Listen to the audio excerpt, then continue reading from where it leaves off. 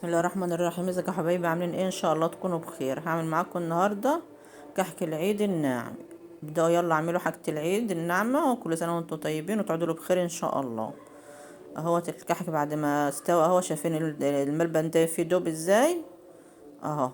وهنيجي بقى المقادير: 3 كيلو دقيق، عليهم كيلو ونص سمنة بلدي اهو. دي سمنة بلدي بس بقري. وعليهم كيلو ملبن للحشو، وعليه ازازة خرج موز. كيلو الملبن عليه ازازة خرج موز. يبقى 3 كيلو دقيق، لهم كيلو ونص سمنة، كيلو ملبن، وعليه ازازة خرج موز، وربع كيلو سمسم. وكل كيلو دقيق عليه نص معلقة اكل ريحة كحك. هتشوفوه دلوقتي اهو. بتمسكي الملبن طبعا تقلبيه كده وتخليه يدوب، يعني ما تخلوش ماسك في بعضه كده زي ما انتوا شايفينه قدامكم كده. تحط عليه خرج الموز. انا قدحت السمنه اهوت. تحطها بقى على الدقيق، تعملي حفره كده في وسط الدقيق عشان ما السمنه ما تضيعش منك شمال ويمين يعني. وتبداي بقى ايه تدربي الدقيق فيها اهو. والسمسم اللي هنحطه دلوقتي انا حطيت ربع كيلو ل3 كيلو دقيق. حطيت ربع كيلو سمسم. لو انت جايبه السمسم متحمص من عند البقال، ما تحطيش السمنه عليه وهي بتغلي. دربي السمنه شويه في الدقيق وبعدين تحطي السمسم، عشان كده هيتحرق منك وهيدي طعم وحش للكحك. وريحه الكحك حطيتها قدامك اهوت. برضو ما تحطهاش في السمنه برضو. حطها على الدقيق بعد ما تحطي السمنه بشويه برضو، عشان انت لما تحطها على الدقيق والسمنه مقدوحه او في السمنه بتدي للكحك لون اسمر كده، بس غمقه معاكي. انا بقى عشان هنعمل لوحدي بنقسم الكميه دي 2، عشان مش هنعرف نعملها كلها مره واحده عشان ما تخمرش معايا. هناخد بقى الجزء الاولاني اهوت، هنفكه من السمنه كده.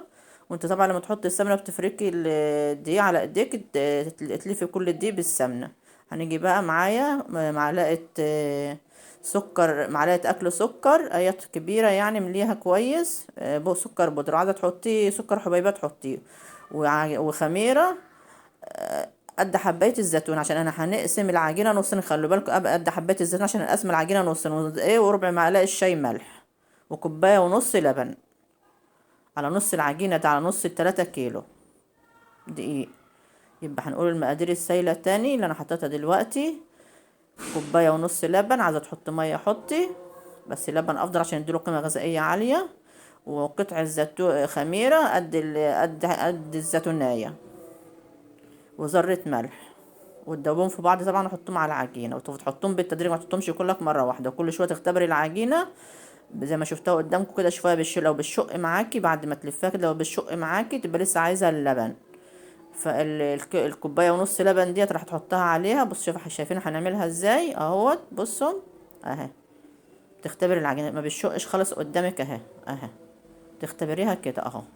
ما تحطيش الكوبايه ونص لبن مره واحده، حطهم بالتدريج عشان الدقيق كله مش زي بعضيه. ممكن ياخد منك كوبايه، ممكن ياخد زيادة عن كوبايه ونص. طول العجينه بالشق معاكي يبقى محتاج لبن. بس برضو خلي بالك ما تزوديش اللبن كتير او الميه كتير، عشان لو زودتها كتير هيبقى كانه كحك خشن او زي القرص بالظبط. هنيجي بقى نشكلها تاني اهو. نيجي بقى نشكله ونحشيه بقى. تاخدي حته قطعه كده وتلفها بايديك، تخليها تاخد في ايدك ببعضيها يعني، تطريها يعني. وتحط كميه ملبن كتيره في الايه، في الكحكايه، عشان الملبن ده بيلف في الكحكايه من جوه ويقسمها لك نصين من جوه، برقه فوق ورقه تحت، ويخليه يستوي معاكي بسرعه. هتيجي بقى نقشيه. هنوريكم نقش كذا كذا تشكيله يعني للنقش، او كذا شكل للنقش. بتنقشي كده اهو زي ما انتوا شايفين قدامكم كده اهو. زي ما انتوا شايفين قدامكم كده اهو. هنعمل لكم من كل نوع، فيه انواع كتير للتشكيل، بس هنعمل لكم 3 من كل نوع. نعمل لكم او كل شكل نعمل لكم منه 2. والمقادير هنكتبها لكم في صندوق الوصف تحت الفيديو. عند كلمة المزيد اضغطي عليها هتطلع لك مقادير الكحك. اي مقادير عندي اي حاجة هتضغطي تحت كلمة المزيد اللي تحت الفيديو، اضغطي عليها هيطلع لك المقادير. بسبوسة، كنافة، اي حاجة فيها مقادير هتلاقي تحت الفيديو كلمة المزيد، اضغطي عليها يطلع لك المقادير. عشان انا في ساعات بننسى نقول لكم، انا هنسيب لكم المقادير في صندوق الوصف. ده شكل تاني اهوت من النقشة اهيت. وممكن تعملها سادة من غير نقشة خلاص زي الجاهز. معظم الجاهز بيبقى مش منقوش. دي شكل تاني اهو، سهلة خالص. اه. هنقول لكم بقى المقادير تاني. 3 كيلو دقيق، كيلو ونص سمنة، ربع كيلو سمسم، كيلو ملبن، كوباية ونص لبن، ربع معلقة شاي ملح، معلقة كبيرة سكر بودرة أو خشن، قطعة عجينة قد الزيتونية على نص ال3 كيلو دقيق، عشان أنا هنعمل لوحدي. دي التشكيلة التانية بنعمل من كل شكل 2، وتدوبوهم طبعا في بعض وتحطهم على الدقيق بالتدريج، عشان الدقيق ده ليه أنواع، ممكن ياخد منك كوباية ونص أو كوباية أو يزيد عن كوباية ونص. كل شوية تختبري العجينة تحطيه بالتدريج اللبن، كل شوية تختبري العجينة تشوفيها هتشق معاكي ولا لأ. ما تحطيش مرة واحدة، عشان الدقيق ده أنواع يا جماعة، ممكن ما يخش منك الكوباية ونص لبن كتير كلها، أو او ياخد اقل من كده، اقل من كوبايه ونص او زياده عن الكوبايه ونص. فكل شويه وانت بتعجني تختبري العجينه، شايفين العجينه بتشقش في ايدي ازاي وناعمه برضو. تحط قطعه ملبن زي ما قلت لكم كبيره كده، عشان الملبن ده هيخلي ال الكحكايه يعني تلف من جوه وتتفرق نصين يعني، وتطيب معاكي بسرعه اهي، وتستوي معاكي بسرعه. بتعملها قاعده كده من تحت وتسويها كده وتنقشي بقى. دي نقشه تالته اهيت اهي، سهله خالص وتدي شكل جميل خالص. في اشكال كتيره للنقش، بس انا عملت يعني قدامكم كده. عايزه تنقشي انت براحتك، عايزه تنقشي عشوائي نقشي، مش لازم تعملي رسمه يعني. عايزه تعملي رسمه زي ما بنعمل كده اعملي اهو، زي دي كده نقشه جميله اهي وتحفه اهي. وعايزه تعملي ساده خلاص اعمليه اهو. وانا زي ما قلت لكم، انا الفيديو النهارده طويل شويه، عشان عايزه اقول لكم فيه تفاصيل كتيره يعني تعمليها بالكحك عشان يطلع معاكي مظبوط. بتمسكي كده حته العجينه تفركيها كده في ايديكي اهيت، عشان تبقى طريه وتنقش معاكي كويس اهي. ولما تحطي العجينه على لما تحطي السمنه على الدقيق يا جماعه، ما تحطيش السمسم زي ما قلت لكم، لو هو جايباه متحمص ما تحطوهوش تحت السمنه على طول. حطي السمنه ولفها بالدقيق شويه، تيجي حاطه السمسم عشان ما يتحرقش منك، عشان هو جاي متحمص جاهز. لو انت بقى جايباه ني او من عندك ني، حطي السمسم في الحفره بتاعت دي وتحط عليها السمنه مقدوحه. خلي بالكم الحته دي شايفين النقشه التالتة اهيت او الرابعه اهي، شايفين جميله ازاي؟ زي ما قلت لكم اهوت، لو انت السمسم عندك من البيت وني مش متحمص، مش جايبيه محمص من بره، حطيه في الحفره بتاعت دي وتحط عليه السمنه مقدوحه عشان يتحمص معاكي. جايباه متحمص ما تحطوش تحت السمنه خلاص، لف السمنه في العجينه في الدقيق وتيجي حاطه السمسم. وريحه الكحك برضو ما تحطهاش تحت السمنه وهي بتغلي، عشان بتغمق معاكي العجينه تحت الكحك وتخليه غامق وشكله مش كويس. ونص وكل كيلو دقيق بياخد نص معلقه اكل ريحه كحك شايفين اهوت.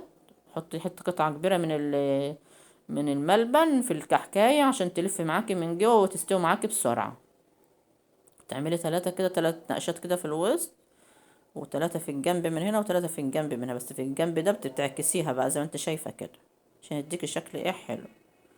وفي الاول وفي الاخر يعني السكر هيداري لو انت هتاكليه بسكر يعني، بس احنا بنعمله كده النقشه دي بتخليه يشيل معاكي سكر يعني، السكر يفضل عليه يعني ما ينزلش معاكي بسهوله. وعايزه تعمليه زي ما قلت لك ساده اعمليه.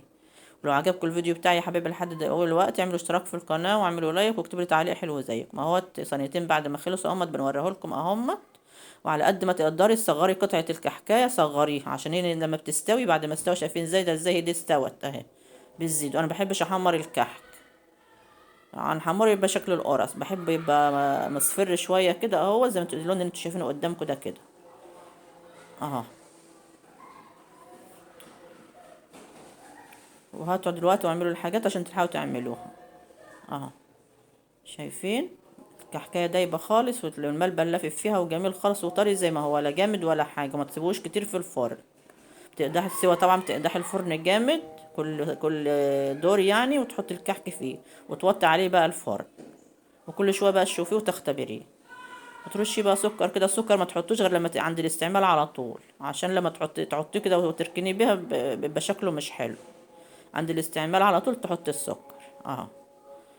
وهنعمل معاكم البسكوت والبوتيفور، وهنعمل معاكم حاجات كتيره يعني في العيد. اسمعوا الفيديوهات واعملوا اشتراك في القناه واعملوا لايك واكتبوا تعليق حلو زيك. هنيجي بقى نحطه يعني عند حله الالمونيا كده، مش بتستخدمهاش عندي يعني مش بنستخدمها، ما بنستخدمش الالمونيا خالص في الاكل عشان مضره في الصحه. نستخدم ستانلس عشان مريحة كمان في الغسيل. حطيتها اهو. تحط كيس طبعا عشان ما يجيبش ألمونيا على الأكل، يعزل بين الكحك والحلة. وتغطيها طبعا، هتحفظ معاك الحاجة بنعومتها وبقرمشتها زي ما هي. شايفين ال- الملبن دايب ازاي وطري زي ما هو ازاي اهو. شكله وطعمه جميل وريحته جميلة. والسلام عليكم ورحمة الله وبركاته.